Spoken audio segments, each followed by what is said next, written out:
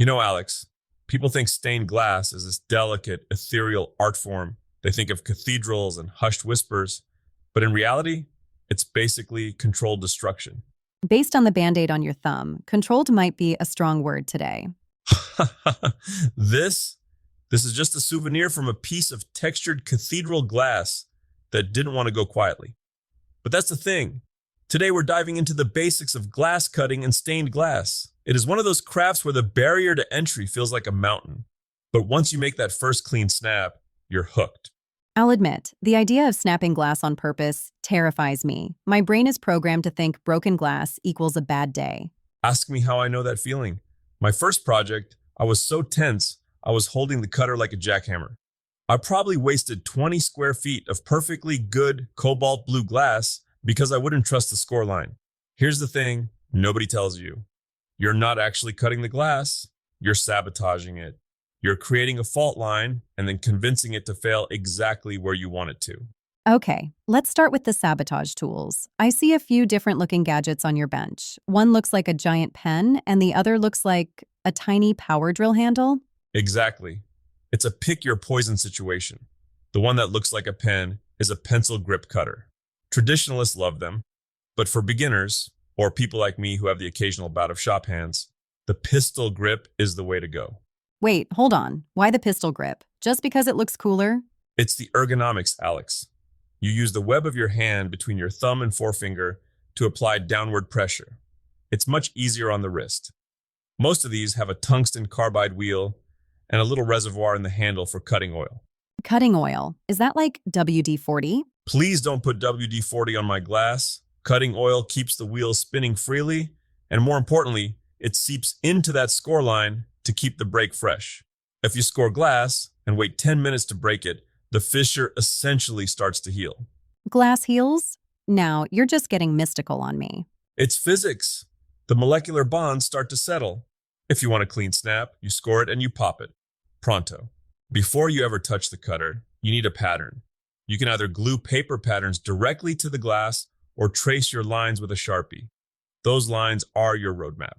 Okay, but what about when the Sharpie line is 1/8 of an inch thick? Do you cut on the inside, the outside, or the middle? Because in woodworking, that's the difference between a snug joint and a gap you can see from space.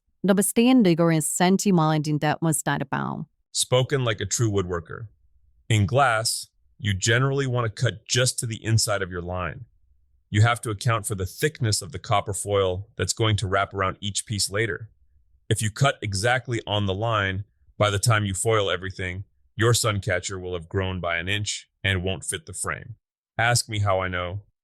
I once made a window for a shed that ended up being a very beautiful, very expensive glass wall because it wouldn't fit the rough opening. Let's talk about the glass itself. It's not all just window panes. I'm looking at this piece here. It looks like a frozen sunset. That's streaky glass. Then you have opalescent, which you can't see through, and cathedral, which is transparent. Beginners should start with cathedral glass. It's usually smoother and flatter, which makes the scoring process way more predictable. And the textured stuff? The stuff that looks like it has ripples or bubbles. That's the boss level for beginners. You always score on the smooth side of textured glass. If you try to run a cutting wheel over ripples, it'll bounce like a Jeep on a pothole road, and your glass will shatter into 1,000 pieces of frustration.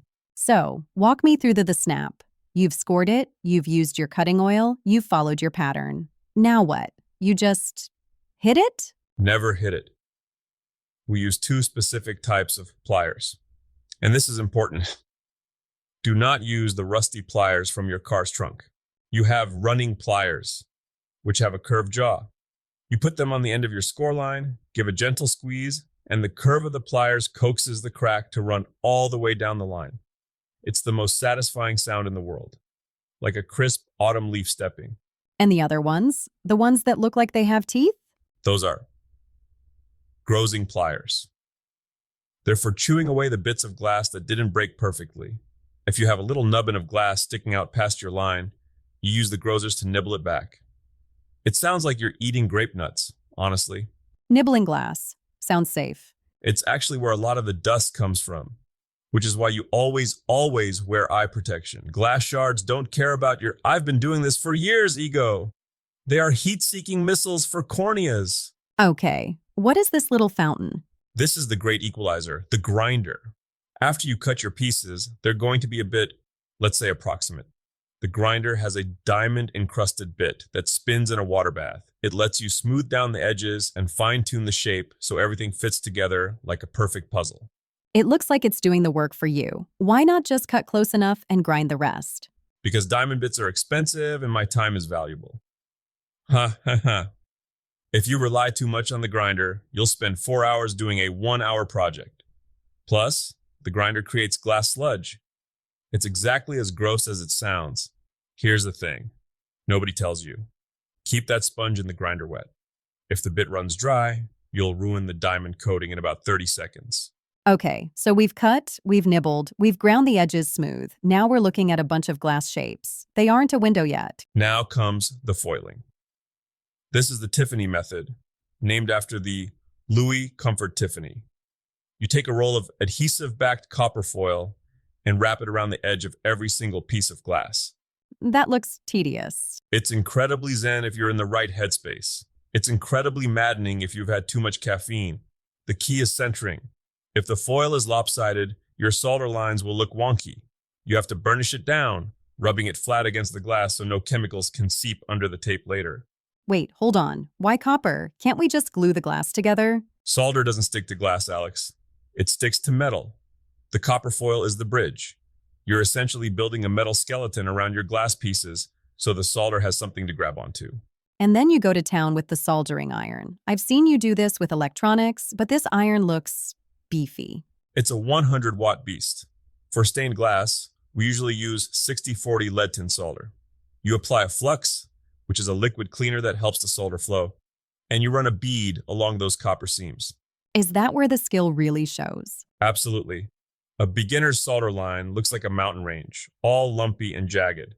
A pro's line is a bead, smooth, rounded, and shiny. It takes practice. You want to move at a slow, steady pace. Too fast, and the solder doesn't melt fully. Too slow, and you risk heat fracture, where the glass gets so hot it cracks right under your iron. Imagine finishing a 50-piece project and cracking the very last piece during soldering. I don't have to imagine it. I did it 3 weeks ago. It's a rite of passage. You just sit there, listen to that tink sound, and then you go get a beer and try again tomorrow. It is pretty incredible, though, going from a literal sheet of sharp material to that. That's the magic. And for anyone listening who wants to start, don't start with a 12th century cathedral replica. Start with a heart. Start with a star. Learn how the glass feels when it breaks. What's the number one mistake you see beginners make, besides the whole not wearing safety glasses thing? Not pressing hard enough on the score. They're afraid of the glass.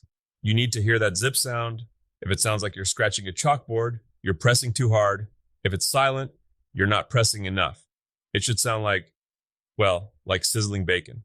Sizzling bacon. Got it. Sabotage the glass, listen for the bacon, don't use the car pliers. Exactly. And honestly, the best advice I can give is to join a community. Go to a local shop.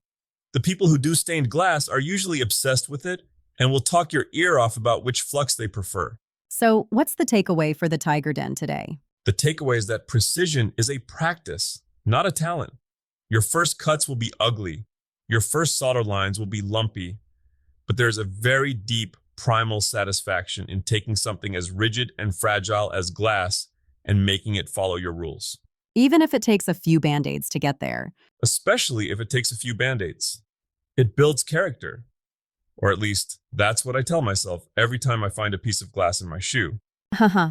On that note, let's go clean up your bench. I think I see a shard of sunset heading for your coffee. Adds flavor. Thanks for hanging out in the den today, folks. Go break something. On purpose.